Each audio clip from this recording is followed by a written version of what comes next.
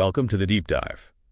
Today we're looking at something, well, genuinely historic. Absolutely, a massive moment. The election of the very first American Pope. We've got news reports, some analysis. Yeah, trying to piece it together. Our mission is basically to get the key facts, understand the history here, and maybe think about what comes next. It's a big one.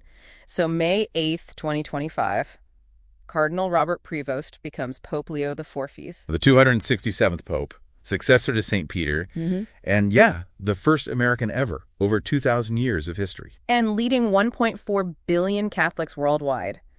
It's hard to overstate the significance, the white smoke from the Sistine Chapel. Right, that iconic signal. Followed by him appearing on the balcony, a real historical snapshot. Okay, so let's talk about him. Pope Leo XIV, who is Robert Prevost, born in Chicago, right? That's right, Chicago native, born 1955. But his path is interesting. He actually studied mathematics first at Villanova. Oh, really? Math. Yeah, before diving into theology, getting degrees, including a doctorate in canon law. But the really defining part seems to be his time in Peru.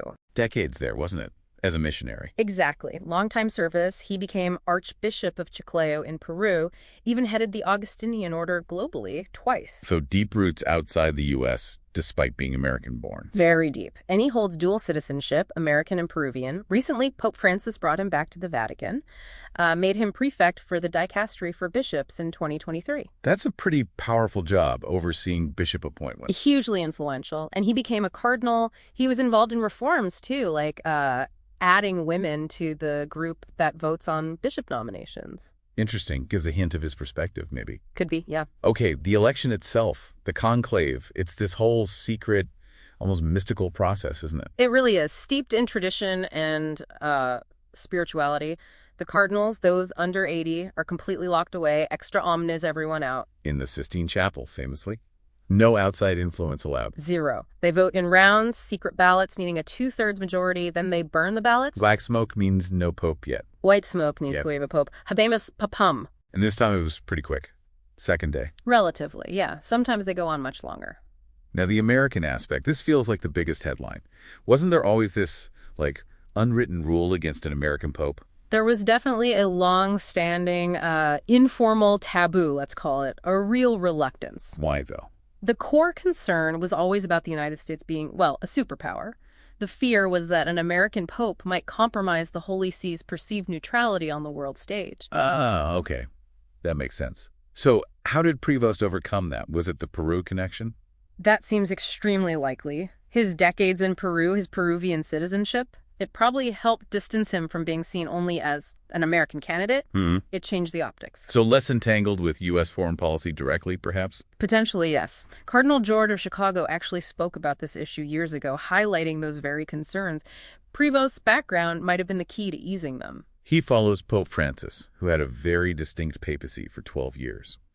Focus on the poor, environment, inclusivity. Yes, Laudato Si.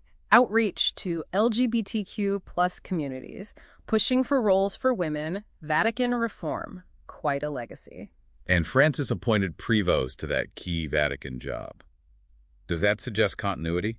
It certainly suggests Francis saw him as capable and perhaps aligned on some core directions. We might expect some continuity, yes.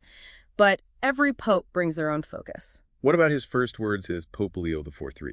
Any signals there?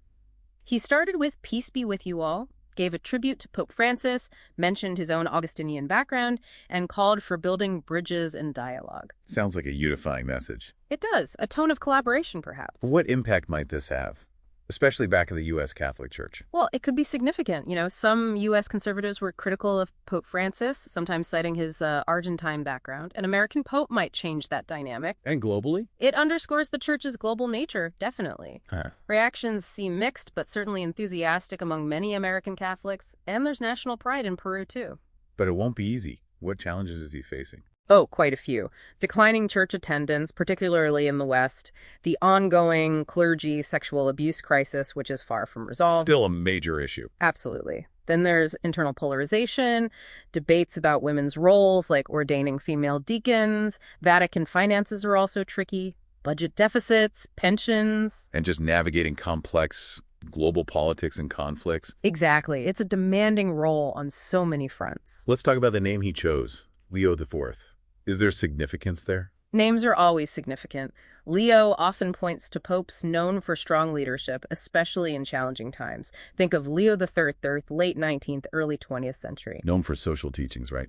Rerum novarum. Precisely. Intellectual contributions, social encyclicals. Choosing Leo could signal a focus on, maybe, firm guidance through current crises. And finally, U.S.-Vatican relations. How does an American pope change that dynamic? It's always been a complex relationship. Formal ties only since 1984. There have been periods of cooperation, periods of tension. So an American pope, Yeah. closer alignment. Or does it complicate that neutrality question again? It's the big question, isn't it? It could lead to closer work on some issues, but it definitely re-raises those questions about how the Vatican maintains its independence on the world stage. So wrapping up, the election of Pope Leo XIV, the first American pope. It's clearly a landmark. Deep historical context, but potentially huge future implications. Definitely. Early signs point towards maybe continuing some of Francis's priorities, but he'll forge his own path facing these immense challenges. Which leads us to a final thought for you, the listener. Yeah, think about this. As the first American pope leads this truly global institution, how might those historical dynamics, the ones between the church and global powers, start to shift? And what kind of new perspectives could this unique background bring to some very old, very difficult global issues?